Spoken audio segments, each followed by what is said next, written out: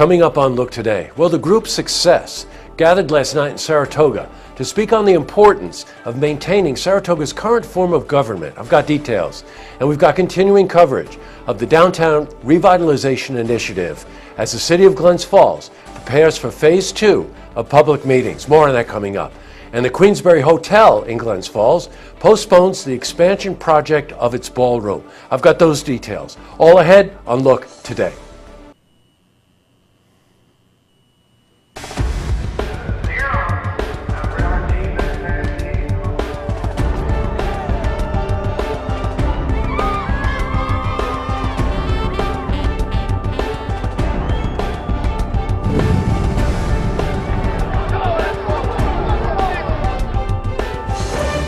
Welcome everyone, I'm Jay Hood Jackson and this is Look Today. Well, in tonight's program I sit down with Sarah Parker. She's from the Blind Buck Valley Farmstead and she's here to talk about the Farmstead's first ever summer festival. I also sit down with Amy Ramo. Now she's Vice President of Community Engagement for Saratoga Hospital, and we're joined by Robin Dalton, John and Alice. They're here to talk about the upcoming Katina Fun Run for Kids. Plus, we've got your weather for the Tri-North counties, but first, these headline stories. Well, in our lead story, the group Success gathered at Gaffney's restaurant in Saratoga to speak on the benefits of keeping Saratoga's current form of government. Well, yesterday marked the day that Saratoga residents would have voted on a government charter change, and that was going to be a special election. However, due to pressure brought on by Success, city council members, and the public at large, this special election will now take place in November.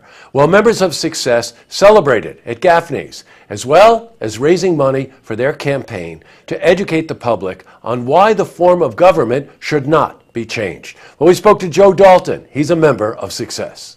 They're good citizens. They've been involved in the community, but they've been led astray by some people who have been involved in past efforts which have been defeated by the general public.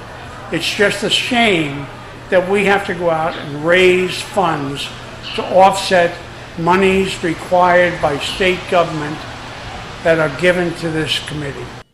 Now, we also spoke to Bonnie Sellers. She's vice chair of Success, about what next steps are for the group.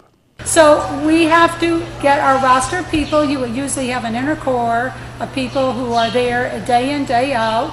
And then you branch out, you have your fundraisers, you raise money, you get your advertising, you have your literature drops door to door, and it's not at all any different than a regular campaign.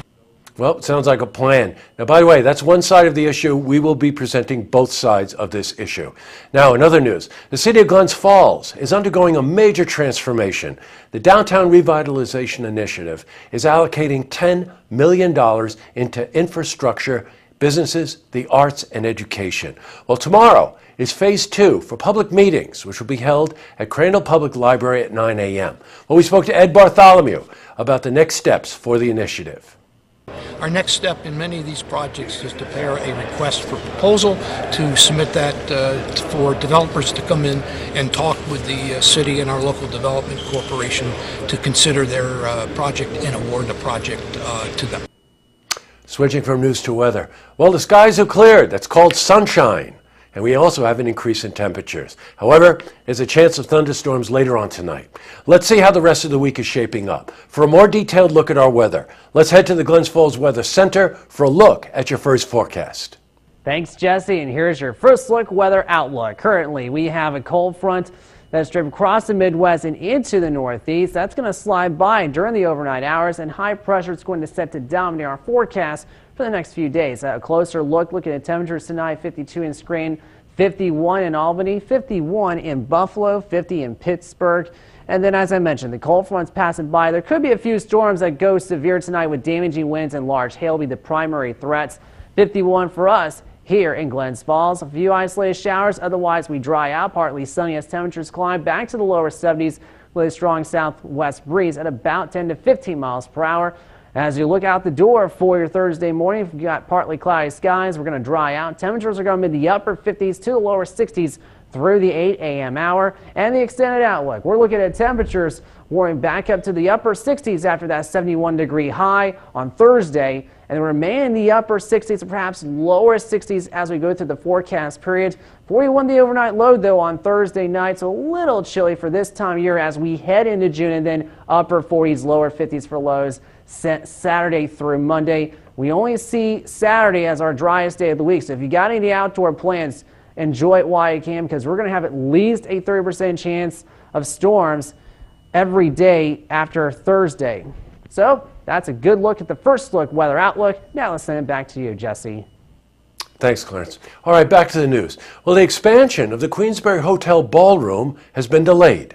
Now, originally scheduled to begin in the spring of 2018, the project will now be moved to a later time.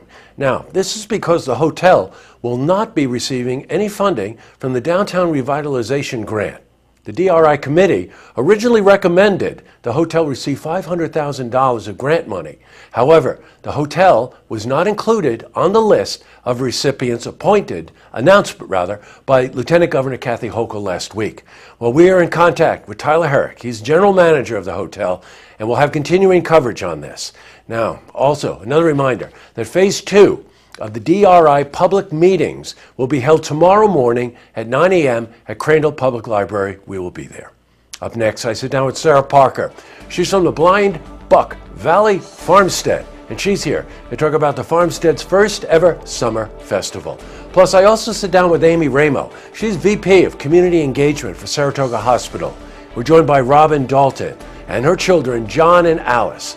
And they're here to talk about the upcoming Cantina Fun Run for Children.